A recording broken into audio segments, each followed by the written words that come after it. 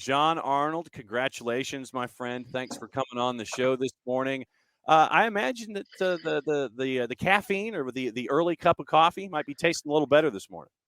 Yeah, I mean, I'm ready for this season. I think, I know you guys have been talking about TV rights and the new deal, and obviously there's some parts that we're still working out, some voices we want to hear that we might not be hearing, but I think it's just going to make MLS so accessible. And part of that is getting the local radio voice on the home broadcast, which I am excited to be part of with Owen and Steve and the crew over at FCD. And I just think there's going to be so many options at fans' fingertips once this thing really gets rolling. And there's so many great stories this year when we actually look at what's happening on the field that I really am geared up for this MLS season. So I think it's going to be a lot of fun, John. So let's go back and since I'm the naturally curious individual that I am, how did this stuff go down with FC Dallas? How did you become a member of this crew? And like I said, it's going to be a fun listen for you, but how did this happen? They called me and asked me if I would be interested, and I said yes. It was that simple. I've written about the team for 9 years in some capacity, typically as kind of the day-to-day beat writer for the market. Had a deal with the Dallas Morning News to do some work with them when I was still working full time over a goal, and the striker last year, which Sam Jones does a great job over there in Atlanta and still doing great work. But I just felt like it was time for me to try something else. And I didn't know it was going to be being a guy in the radio booth, but that's what it's turned out to be. I'm still doing writing, still covering the league for a couple different outlets, still have the newsletter rolling on. But yeah, it was as simple as, I think the comms team, we know each other well from me bothering them for almost a decade now. And I guess they decided they wanted me to keep hassling them in the booth. So looking at Dallas, because I know there's a lot of stuff that I want to talk about with you this morning while I've got you. I want to talk about Dallas. I want to talk about the West. I want to talk about the league. I want to talk CONCACAF because there's some big news there as well. And full disclosure, as someone who is getting CONCACAF'ed on a daily basis, I have invested and tell others that they should as well. All right, back to Dallas.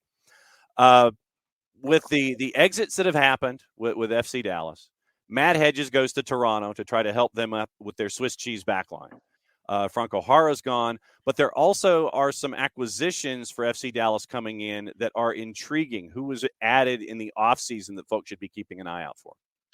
Well, they just made a move for Jesus Jimenez from Toronto, Spanish forward. I think, Nico Estevez is a Spanish manager. He's worked with all sorts of different nationalities as managers do, but I think he has a really good network back in Spain, and apparently likes what he heard. They needed forward depth. Franco Jara being bought out or mutually agreeing to leave the club was significant. He never developed into what FC Dallas wanted him to be. You had a designated player sitting on the bench, a good locker room guy, good leadership. But when you're paying a guy millions and millions of dollars to be a designated player and he's a forward, you need goals. You don't need necessarily positive locker room vibes. So, in some ways, the Hedges departure, Franco Jara's departure, I think are sort of the key offseason stories. But FC Dallas upgrading, bring a different Jesus, I believe, or Jesus as a right back. We've got Jesus Ferreira, a known quantity up top, and now Jesus Jimenez. So, yeah, the challenge in the booth will be keeping the Jesus and Jesus and Jesus straight. But I think it should be ultimately good for FC Dallas. I do wonder if there's one more move that they could make. I think, the questions will be, how does the back line play without Matt Hedges? Truly, we haven't seen for a decade what it looks like when he's not there. And he's been such a good and consistent contributor. And I think he was probably the best defender for FC Dallas last year. So that's a huge question, but I also think in central midfield, they haven't done anything to improve. And that's an area where, I'll really circle that. I wonder if before the April deadline, if they make a move, but I think it's a team that had a good season last year, really trusts in Nico Estevez's vision. And because of that trust, hasn't felt a need to go out and overhaul the team like a Toronto or some of the other clubs that, weren't where they wanted to be last season. So I think it's an intriguing club. And a team that fans are expecting a lot from, but there's definitely still some question marks there. Well, and one of the things that we've done with all of our guests and their particular bailiwicks is reference the jury of 13 over at MLSsoccer.com and their predictions, and they sit there and it's like, okay, here's what we think. And it seems to be, for the most part, fairly solid. although there are some renegade, Russian judges that are looking at 7-8. You're looking at that 4-5, and there are a couple of 2s in there as well. As you size up FC Dallas, looking at the Western Conference, where do you feel their place is going into this season, all things being equal and everybody being 100%? I actually think it's going to be tough to match the place in the standings they did last year. I think they might be as good or better as they were in 2022 as Nico Estevez continues to implement his idea. There's a lot of really interesting off-field stuff that he's wanting to implement, mentality, ways of thinking. He's a big fan of a couple different sports psychologists that are known in Spain that have worked at places like Athletic, which intentionally limits themselves to only players from the region, and means that you have to sort of find these performance enhancing ways outside of paying a bunch of money to bring in a new player. So I think the fruits of that labor are going to be seen. I just think that other teams in the West are really good. They were last year too. But I think that 4-5 is probably about where I see them falling. The analysts, Goss, I think, has them too. Look, if they do that, then it's great news not only for FC Dallas but also U.S. national team fans, because that means that Jesus Ferreira is doing it again. That means that he's either scoring more than 15 goals, got 18 last year, and he's banging them in, and he's helping link the attack, and he's getting help from Paul Arriola, another U.S. international, that Alan Velasco is flourishing, and that the defense is solid.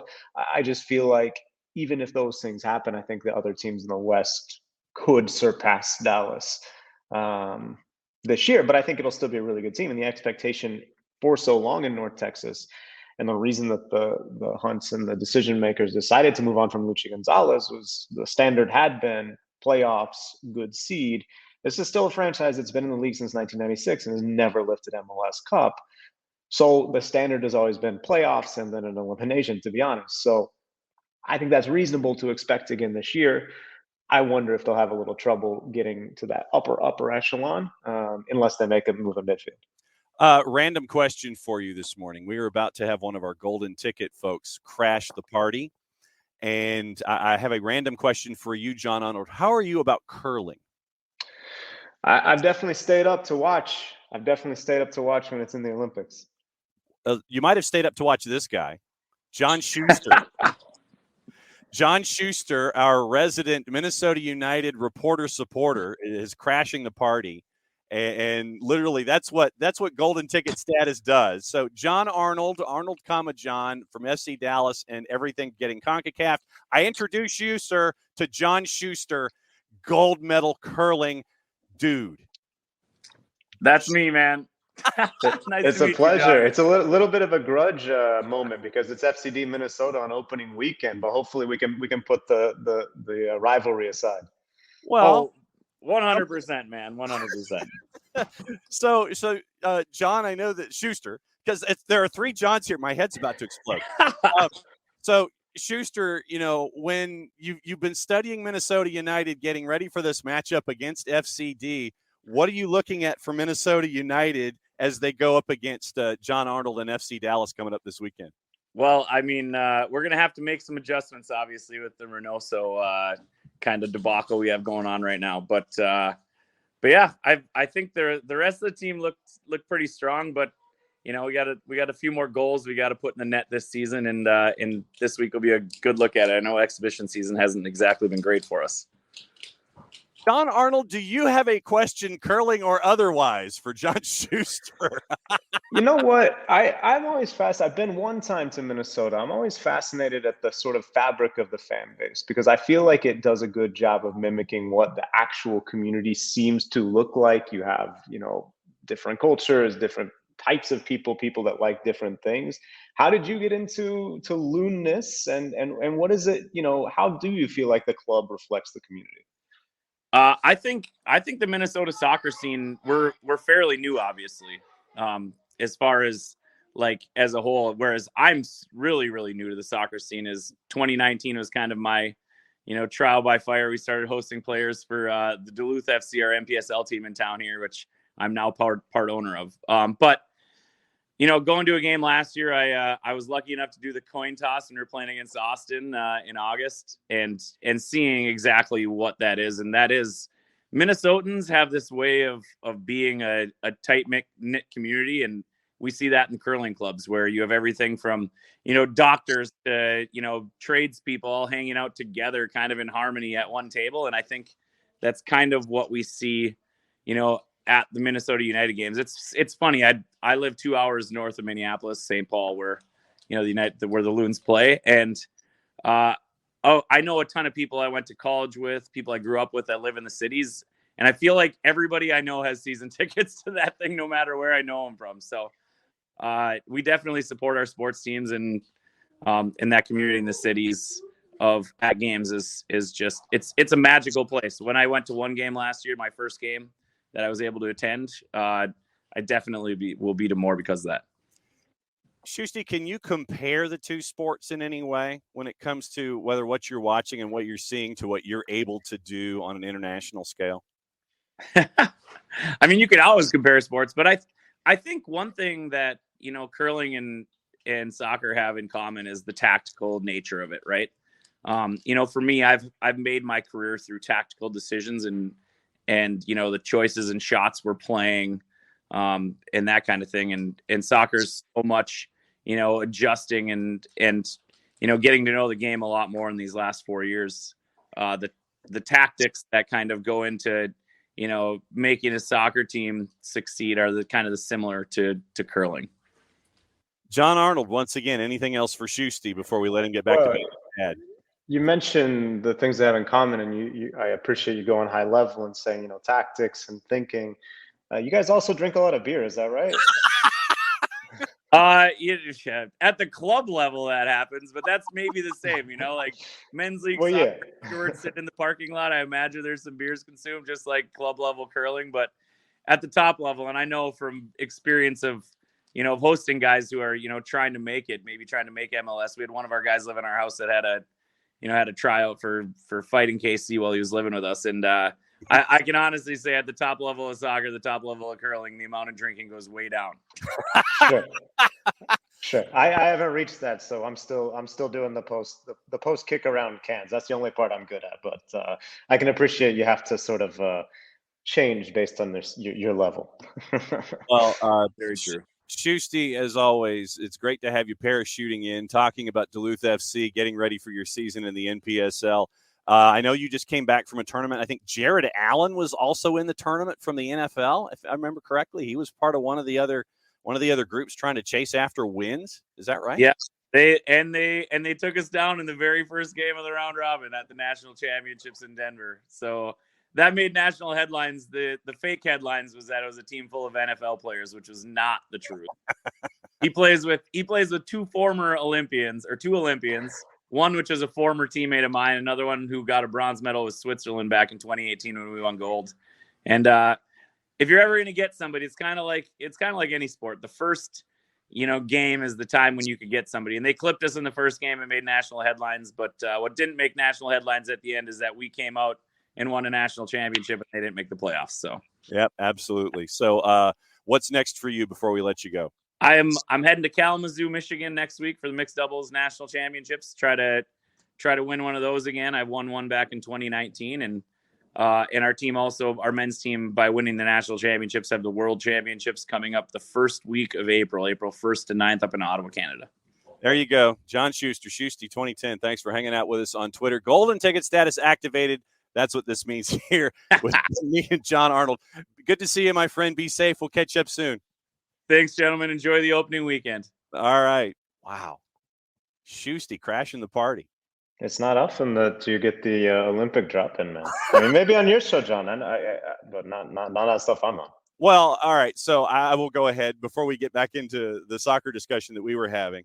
As I gave Glenn Davis this morning, I'm also going to give you golden ticket status. So like John Shuster, if there is any moment where you need to vent your spleen, seriously, if there's something wrong and you have to get something off of your chest, literally crash at any time. We will do what we just did with Shusty, and we will talk about whatever's on your mind. So any day of the week you want to crash, the time frame is there. You can come on in. Golden ticket status will be activated with Jon Arnold, Arnold, John on Twitter. Shusty got me off topic, and that's a rare one. The rest of the West, when you look at the rest of the Western Conference, is it chalkish for you? Is it LAFC, John Thorrington going right up against the edge of the salary cap, being imaginative and continuing to do so? Austin, Dallas at the 3-4. What are you looking at in the West? Yeah, I think LAFC looks really good. I think the Galaxy are going to be good, which I guess is a bit of a hot take. I just think, there's like a lot of weird things maybe happening. But I think Ricky Puig is really, really good. And I think he has players that he can work with that score goals, and that often wins soccer matches. Just don't give it to Douglas Costa. That's the only thing I can say. Yeah, I mean, in theory, you should. I'm sort of ready, or maybe just hoping, because he seems like a good guy and he's been so fun to watch. I think Efrain Alvarez could have a big breakout year if he's been doing what he's supposed to do and needs to do. In the offseason, I think the Sounders bounce back. We haven't really, from the kind of the MLS ecosystem. I think Portland is kind of getting overlooked, which is dangerous because they made a huge signing and are a solid team every year. RSL is decent. I just think when you get down, you start to list the teams, maybe cliche, but I'm not sure there's many easy weekends. I know the East is tough. I think the West also is going to be difficult. And, I do think I'm saying FC Dallas maybe drop a rung or two from last year. I wouldn't be surprised if Austin drops a rung or two from last year, just because they're extending themselves now with CCL. How teams take on Leagues Cup will be interesting. There's a break during the season, so in theory, it shouldn't sort of torpedo what you're doing. But, if a guy gets injured playing Pumas or Necaxa or whoever, or, if a team really focuses and plays many more games than they're expecting to, that could be a factor. I just, and look, I know teams in the East will take it seriously, some of them, but I think in the West, you look at the markets and it's if you're Houston, you should take Leagues Cup seriously. Obviously, you're not going to win a trophy in any other competition. Your fans want to see Tigres, they want to see America, they want to see Rayados. Take that seriously. Dallas, Austin, LA, you have these markets that are so good for Mexican American, drawing in fans. And I think if those teams don't take Leagues Cup seriously, it's a missed opportunity for them. Maybe a coach or a player doesn't necessarily care what would sell tickets, but I just think Leagues Cup is going to be something that a lot of teams are taking seriously. All of these things to me sort of influence what the West is going to look like when we're getting ready for decision day and talking about the playoffs. And so I really see it, yes, a bit chalky, but I think some of the teams that maybe are getting overlooked right now, Galaxy, Timbers, RSL, even the Whitecaps, could jump up and make things difficult for clubs that were in that echelon in 2022. How jacked are you about having Leagues Cup as a part of the MLS fabric now? No, look, I mean, in a way, it is sort of a Jon Arnold special, where it's I've covered Mexico for a long time. I live down there. I still do a lot of work on it and cover MLS. And so I think it's going to be super fascinating. I am a bit of a purist in that I think the games that matter will still be CONCACAF Champions League. That's still the standard. That's still our measuring stick. But that only comes once a year. And even then, we don't necessarily get MLS versus Liga MX matchups. This will guarantee that. And I think it's easy to sort of turn your nose up at right now because it is weird and it's new and no one's ever really done this before as far as an intra-league tournament. But I do think that with time, I wrote a newsletter, I remember last year, and I said, you won't love Leagues Cup until you do. At first it might seem fake because it is, but so is the Premier League, so is the UEFA Champions League, so is the World Cup. We made those up, right? We can, World Cup was come up with after the South American tournament, 1930. It's hey, what if we just invited everybody and the format changes and the teams change and everything? I think in a way, yes, of course, we cherish these traditions. We want things to be legitimate. We want things to be the same. We want to compare eras. We want to say, is Jordan the best, or is LeBron the best, or is it actually Kareem? I get it. But I think with Leagues Cup, it's this is a forward-thinking thing that MLS is doing, saying, hey, we could sit here and just try and be like every other league. But if we're serious about being one of the top 5 leagues in the world, we need more contact. We need more push. We need more competition with Mexico, with Liga MX to get legitimacy. to get dollars to spend on big time players, to get interest, to get respect. And so I think, right now, I think it's going to feel weird. I think it's going to be a little forced. And I think in 5 to 10 years, everybody's just going to be like, yeah, Leagues Cup, let's go. What did you think about the announcement with the new playoff format where it's getting very NBA-ish very, very quickly? Yeah, I don't like that. I think that the league had finally found a format for the playoffs that worked, was exciting. And one thing that I think, I hear people often talk still about, how do we draw in the casual fan? And I've heard a lot of fears with the Apple deal where it's, you're kind of siloing yourself, right? You're not going to have the fan walking into the bar, happening to see the Sounders game and thinking, oh, that's interesting. There's still the Fox deal, but for the most part, it's all an Apple. I wonder if that's not really how fandom works these days. Even like with F1, you look at how people have gotten into it from the Netflix series, from storytelling, from these different sort of avenues that they meet you at. They meet you where you are. You're already watching Netflix. Now you're being served this thing. I think people are already watching Apple TV. Now they're going to be served MLS. I worry that the playoff format being sort of a smash up of, hey, this is what you're used to with the NBA, and hey, this is what the MLS fan is used to, where it's this single elimination, exciting reward for the regular season because you host the game. I'm skeptical that the fusion will work. I wouldn't be surprised if we see another format in 2-3 years.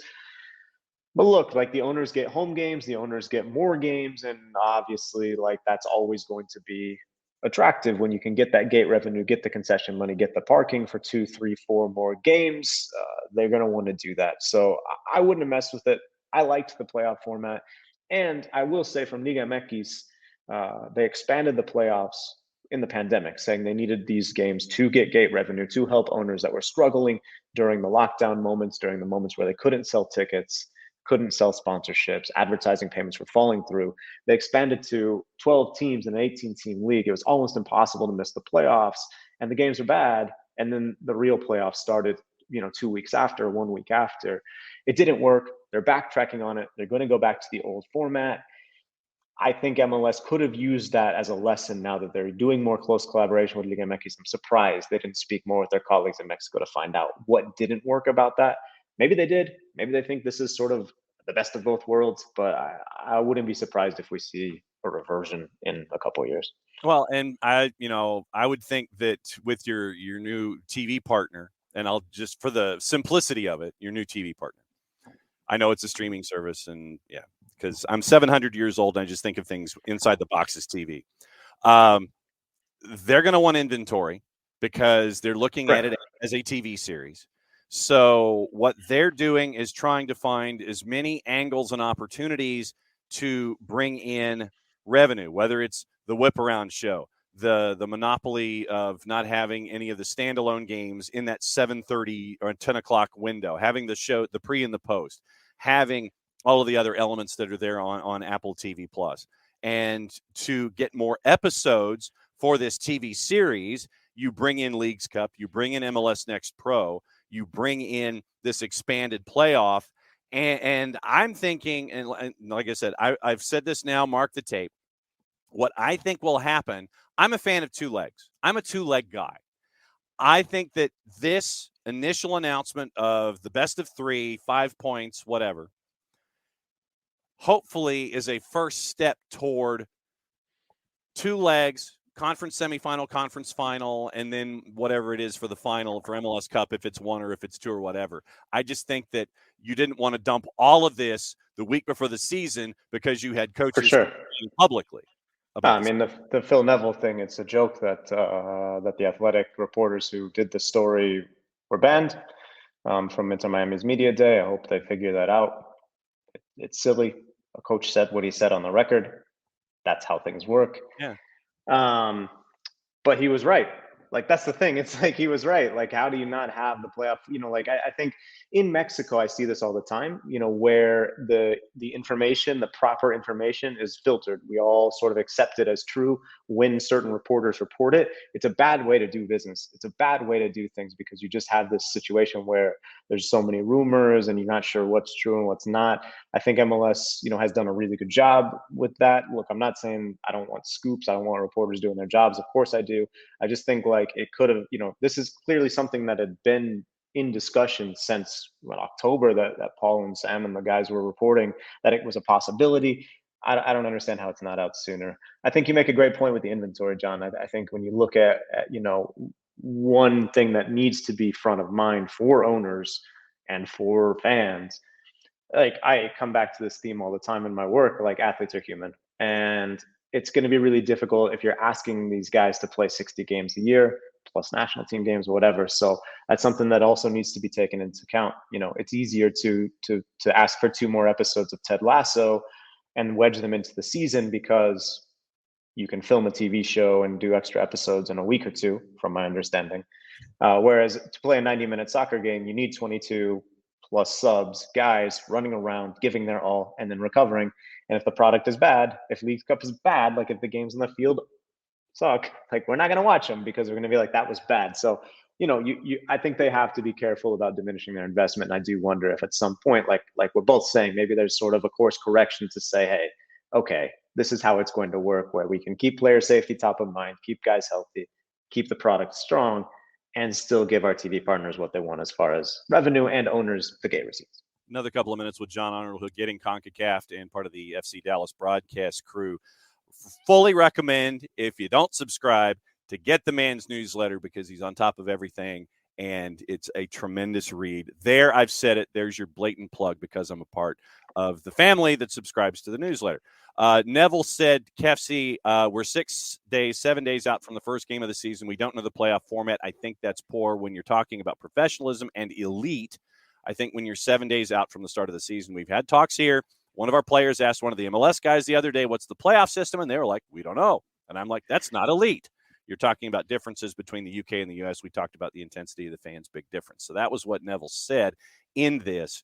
And I think that what it also lends itself to, hopefully, is, once again, you're hoping that these TV series, Leagues Cup, MLS Next Pro, that these TV series are successful enough where you can expand your cap or dispose of it altogether, even though I know that's way out there, but expand your cap, maybe add another DP, because if you have 50 episodes of a TV series, which is what these teams are evolving into now, if you have a run in Open Cup, if you have a run in Leagues Cup, if you have a run in the playoffs, you have a 50-episode TV series for an MLS team, you're going to need more resources available to you. You're going to need more actors who can act so you're not seeing the same plot lines over and over again and the series gets stale. At least that's what my hope is here. Yeah, I think that, it's you have to, and even if you want to keep up with Liga MX, and if you want to try and really strike a blow at some of the mid-tier European leagues, yeah, like it is about the spending, right? It is about the amount of money being invested and about which owners want to do that and which owners don't, and who has the power and where that balance is. But I think, with the kind of purview of covering CONCACAF, I see what Mexican owners are doing. I see what Costa Rican owners and presidents are doing. In a lot of ways, like MLS is doing a lot right. And I do think this Apple deal is potentially a new frontier. You gotta, if the money comes in, you gotta reinvest it, right? So we'll see. Getting into CONCACAF before we go, 6 teams in the Women's World Cup. I thought that was fantastic news for the Federation. Absolutely. I think it's very easy to say that CONCACAF women's soccer is on top and simply point to the US as the reigning world champions and Canada as the gold medalists. And of course, the historic nature of those programs, how many times the US has been world champions, how many times Canada has competed. I think what we see with these 6 teams, and Mexico not being one of them, by the way, despite the fact that 70,000 fans are showing up for Liga MX Femenil matches and that these women are developing into top-level pros and they're starting to see exportation from Liga MX, sometimes to NWSL, other times to leagues in Europe. The fact that Mexico isn't even included, and yet 6 teams from CONCACAF are in. That matches Asia, which has the hosts, Australia, New Zealand. And is only short of Europe because of the number of berths, because of the number of countries, I think is a real statement that women's soccer in CONCACAF is on top that it is strong, and not just because of the top-heavy nature. You're seeing investment from federations like Panama, which qualified last night with a win over Paraguay. And you're seeing women like the Haitian team sometimes say, we're not getting much support, but we're going to freaking do it because we want to. We want to represent our nation, fly our flag. And the fact that they're going to be there. And I think the fact that 2 of the 3 teams that came out of this 10-team playoff are from CONCACAF, that they did it on the field, I think is significant. Something to remember as well when the actual tournament starts, because both Haiti and Panama have difficult draws, have difficult groups. It's possible that, Haiti's first game is against England, reigning Euro champions, a potential World Cup favorite. It's going to be really difficult for them not to get beaten by several goals, potentially blown out, as we've seen in other early round games of Women's World Cups in the past. When those happen, remember, they played to get here. They did get here through what they did on the field, and they deserve to be here. They went through the slot. I don't need to pre-apologize for Haiti. Maybe they'll go out and beat England, right? It's totally possible. We've seen it on the field of play. I just think, it's something worth remembering that these CONCACAF teams are doing it on the field. Then you add in the CONCACAF Women's Gold Cup starting for the first ever time, the first ever Women's Nation League, and inviting the South American teams, which CONCACAF just beat 2 of, to that Gold Cup as part of the collaboration with CONMEBOL. I think it strengthens women's soccer in the Americas, and the more that the U.S. women, the Canadian women, and look, the Costa Rican women, and now the Panamanian women and Haitian women and Jamaican back-to-back, the more they can serve as an example, the higher the level of competition is raised in the entire region, and the better we'll be able to enjoy as fans, and the better women will have opportunities as players. So the 6 teams, I think it's a monumental achievement. And this is why I love to have you on the show when we can have you on the show, because the energy just permeates through the screen when we get to have these kinds of discussions. Go ahead and let everybody know, how they can keep up with everything CONCACAF with you, with the tremendous work that you do there. And when they want to listen to what's going on with FC Dallas, how do they do that? Yeah, so the newsletter is at getconcacaf.substack.com. Just like the CONCACAF region, everything is just a little too complicated. So you can just Google Get CONCACAF and it should pop up, or Bing, or whatever you're into these days. 3 issues a week, 2 for premium subscribers only. It's $50 a year for the premium subscription, which John has so kindly endorsed. And then the FC Dallas broadcast, you can check it out on fcdallas.com. And if you're in the DFW area, it is on the terrestrial radio, which is cool. I mean, people are driving around listening to the radio still, so tune us in. The call sign is on the FC Dallas website. So fcdallas.com, and the broadcast schedule, I think, is up there. But like I said, hopefully people can check it out. If the Apple TV, some of the voices on there are great. I think Followell has the first game. Mark Followell, beloved voice here in Dallas. So if you're curious for a few minutes and then you switch back to Followell, I understand. But he's not going to be on all the games, so you're going to want to switch over in the future. But we'll look forward to bringing the radio call, be in your eyes in the stadium, and it's going to be a lot of fun. So hope people check that out. And thank you for being a part of the golden ticket crash with a curling gold medalist. Anytime somebody with an Olympic medal shows up, I always, I'm happy to fire a few questions and take a back seat. Jon Arnold at Arnold, John on the Twitters. Thanks for hanging out, my friend. As I said, golden ticket status anytime you want to crash. That's what we're here for. It'll be great to catch you. And you'll be seeing me, man. Take care. Be good.